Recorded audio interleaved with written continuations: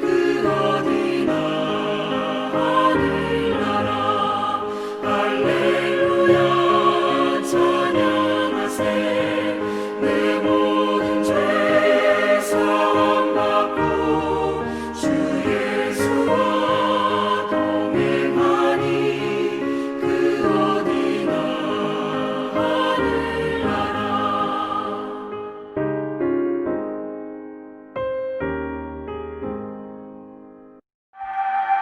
삶의 행복을 주는 이야기 12월 22일입니다. 그가 내게 시킨 맹세대로 올라가서 내 아버지를 장사하라고 바로는 허락만 하는 것이 아니라 모든 신하와 바로궁의 원로들과 애굽 땅의 모든 원로들이 함께 가도록 했습니다. 애굽의 모든 것이 멈추어 버렸습니다. 애굽의 모든 신하들이 그들의 일을 멈추고 장래에 조문합니다. 그만큼 요셉의 존재는 애굽에 절대적이었던 것입니다. 뿐만 아니라 바로궁의 원로들과 애굽 땅의 모든 원로들이 동참했다는 것은 그만큼의 존중을 표하고 있는 것입니다. 야곱이 그럴만한 게 아니라 요셉이 그럴만했던 존재였습니다. 더더군다나 이 장례는 몇 시간 혹은 하루면 끝나는 일정도 아니었습니다. 요셉이 아버지를 위하여 7일 동안 애곡하였고 장지까지 오고 가는 시간 또한 소요되어야 했습니다. 한갓 국가도 민족도 아닌 70여 명의 작은 가족의 11번째 아들이었던 요셉. 그마저 형들에게 미움받아 노예로 팔려왔던 요셉. 그 가족의 삶 또한 천한 목축업에 종사하며 먹을 것 하나 변변치 못해 애굽에 의지해야만 하는 보잘것없는 집안일 뿐입니다. 그런데 지금 요셉으로 인해 그의 아버지 야곱의 장례는 온 애굽을 멈추고 슬퍼하게 한 것입니다. 정승집 개가 죽으면 정승집 문지방이 닳아 없어지도록 문상객들이 문전성시를 이루지만 정승이 죽으면 개미 한 마리 얼씬하지 않는다라는 재미나지만 씁쓸한 속담이 있습니다. 속담을 무시할 수 없는 것은 속담이 삶 속에서 검증된 사실이기 때문입니다.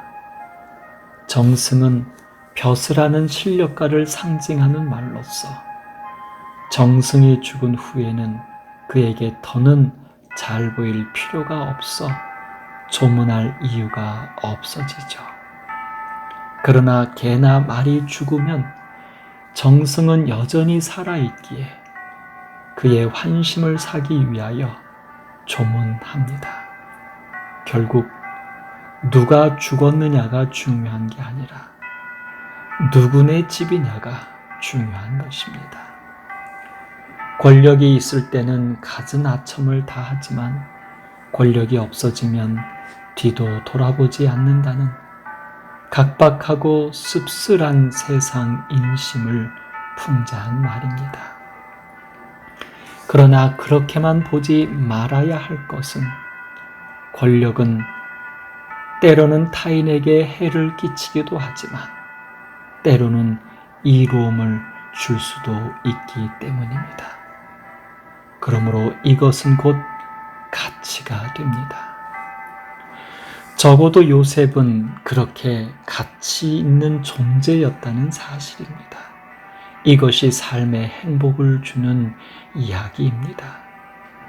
바로의 모든 신하와 바로 궁의 원로들과 애굽 땅의 모든 원로들이 여러 날 동안 먼 거리의 장례식에 동참했습니다.